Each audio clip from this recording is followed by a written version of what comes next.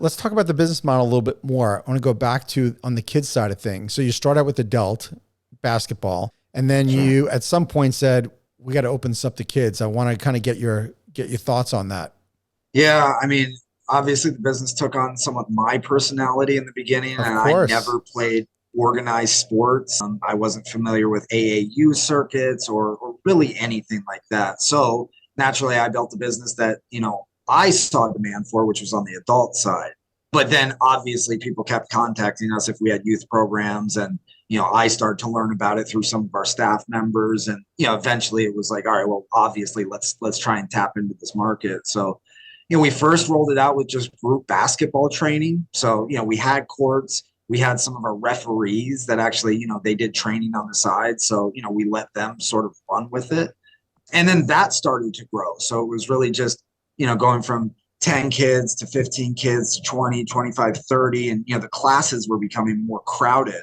So we started to add more classes. And then, eventually we transitioned to that into a full youth development league. So Mhm. essentially, they still get the basketball training during the week, team practices, skills clinics, but now they get an actual league game on the weekends.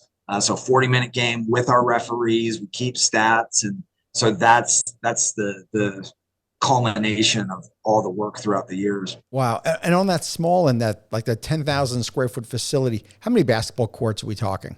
So we've got two that are that size, and both of them somehow have laid out the shape of the building laid out perfectly to where they can get two full courts in, Okay. as opposed to some clubs we have that are closer to 14, 15,000 square feet, and they're really only like a full court and a couple of half courts. So it really kind of depends on the shape of the facility and where bathrooms are and things of that nature. But by and large, our clubs are typically about two full courts, maybe an extra half court or two for, shooting practice, and then fitness rooms that are 2,000, 2,500 square feet. Okay. And like typically, where would I have one of these facilities? Would it be like a light industrial area or more retail? Tell me where they generally are.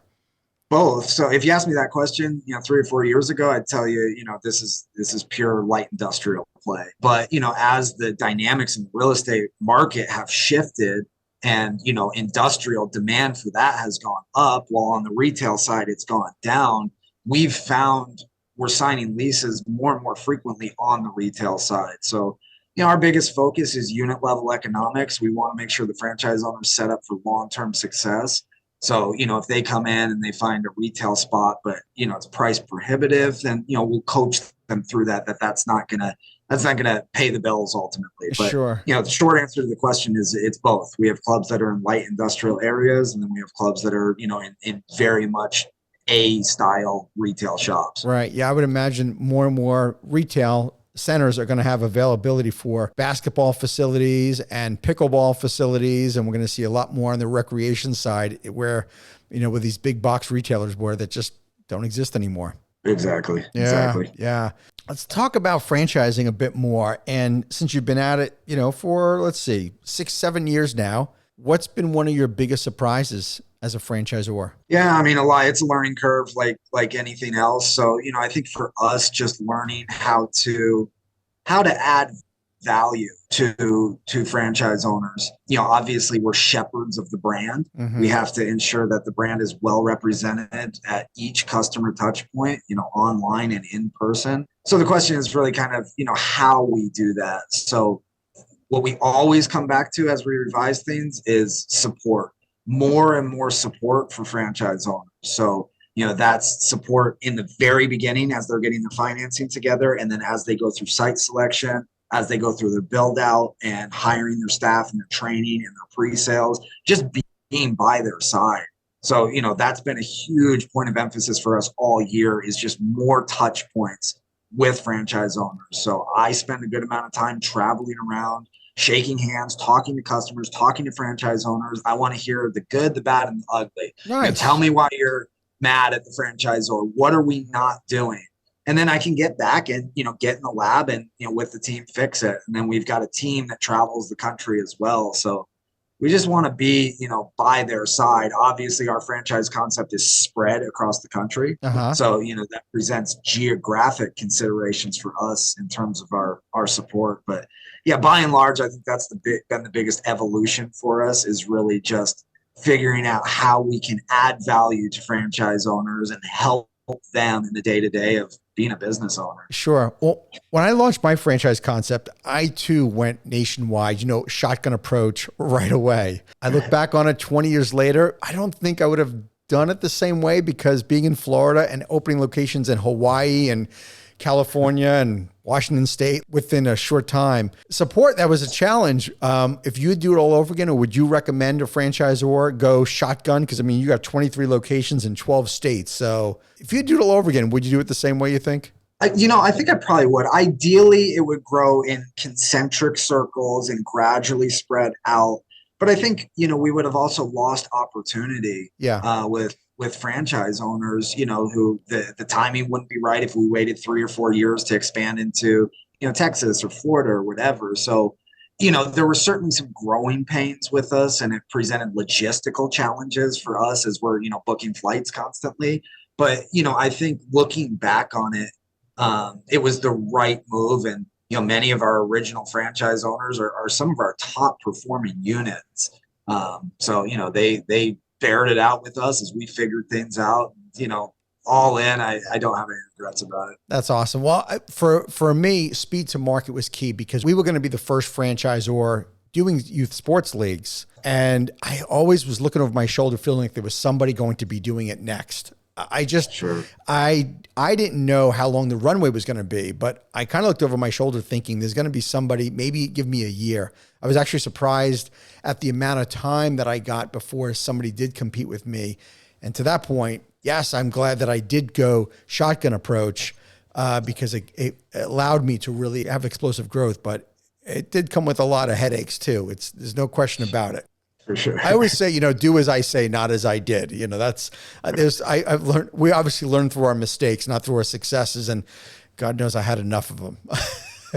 Well, that's what we tell franchise owners too. Like, don't get in this franchise to follow my journey, because that was a nightmare. Get in this franchise because, I've learned that, you don't have to. Exactly. What's maybe something recent that, you're saying you go around the country talking to franchise owners. Tell me something more recent where you heard something, whether it was from franchisees or hearing from customers, and then went back to the office and said, guys, we need to fix this. And tell me something that happened. Yeah, there's a lot of things. We've got a running queue of our initiatives, and obviously we try and prioritize those. But one of the big pieces of feedback from franchisees was with our game queue called the Casey queue, which organizes all the teams. So what we were hearing is that there were just not glitches, but just things that made the system not super user friendly. Something as simple as an undo button. So basically, like, you're entering members in the queue, it's popping up on the TVs throughout the facility, but there was no undo button. So if they entered a member wrong, it would put in the wrong member and they'd have to wipe out the whole queue. So something, this thing's been around for a couple of years, and that should have been done. Mm-hmm. But being out there with the franchisees, and then we have the conversations with them, like, why didn't you tell us? Like, this is a problem. And, they're always very respectful, like, well, you got a lot going on. It's like, no, please, like, these are big issues that we want to hear about. So, that's just one example, but that paints the picture of things that we see when we're boots on the ground, seeing the challenges that they're going through, but also the things they're doing right. So there's a lot of times where we'll be at a location like, wow, look at what you're doing with your private training, or look at how this coach is running one of the skills camps. So then we can take that back and, further develop it and then implement it throughout the system. Jordan, I agree with you 100%. We learned so much from our franchisees, but it was always when we had boots on the ground, like you're saying, when we were there. One time I traveled to Atlanta and I was talking with a franchisee about why he did certain things. And he goes, I don't know. I do it that way. And I'm like, no, there's brilliance in that. There was brilliance in the way that he set up one of his T-ball fields. And he almost did it like just out of logistics, like, well, I did it this way because of the way the fields were laid out. And I'm like, no, you have no idea. This was amazing. But I would have never known by talking to him on the phone or, at a national meeting. There's just something about being there because we get to observe it. And sometimes you need an outsider to look in, as opposed to, we can't see ourselves swing, right? That's why we need coaches, or we need somebody that's going to provide the advice that we just can't do ourselves.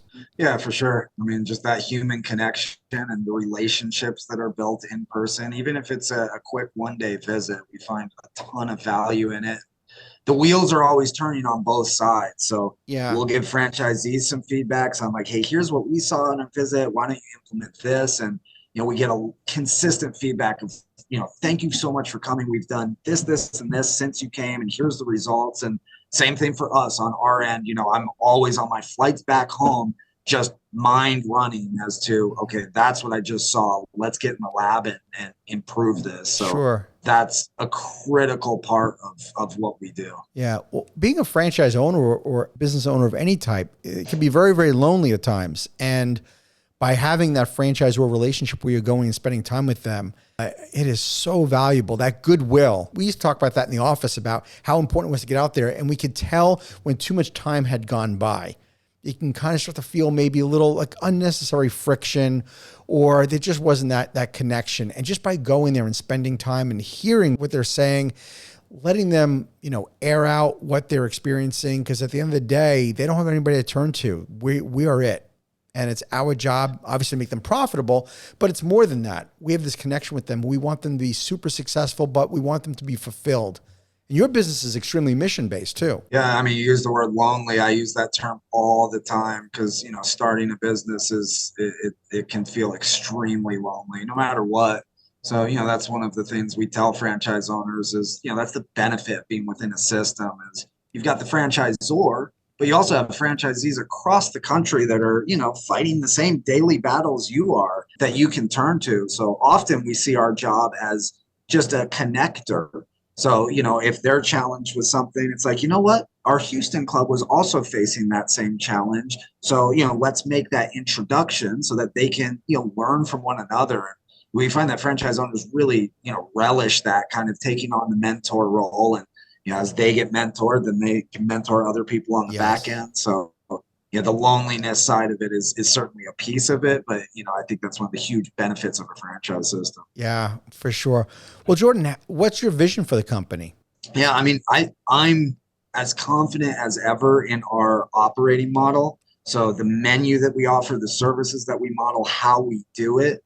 So I would say, we're going to continue to enhance the prototype, and we're always working on things, but by and large, we feel that the business model is fully baked, and now it's just scaling it. So we've always taken a very deliberate approach to opening locations and awarding territories, and we'll continue to do that. But we've staffed up over here on the corporate side, and really feel like we're ready to get many of these open. We're starting to open multiple units within markets, and learning how to benefit all franchise owners within that market to have joint league programs and city level tournaments and things of that nature. So, really it's just taking this business model that we've developed over the last 11 years and what we've learned as a franchisor, and then just putting pens in the map, essentially. Thank you for tuning into the Emerging Franchise Brands podcast. For additional insights, guest applications, and to stay connected, visit us at efbpodcast.com. The Emerging Franchise Brands podcast is for entertainment purposes only, and the views expressed do not necessarily represent those of Emerging Franchise Brands, its host Frank Fumey, or Emerging Franchise Group, LLC. Any discussed franchise or investment opportunity requires thorough investigation, obtaining proper disclosure documents, and expert consultation before making any investment decisions. The podcast and its host do not offer professional advice or endorsements, and they hold no responsibility for actions, representations, accuracy, or consequential damages related to the podcast content.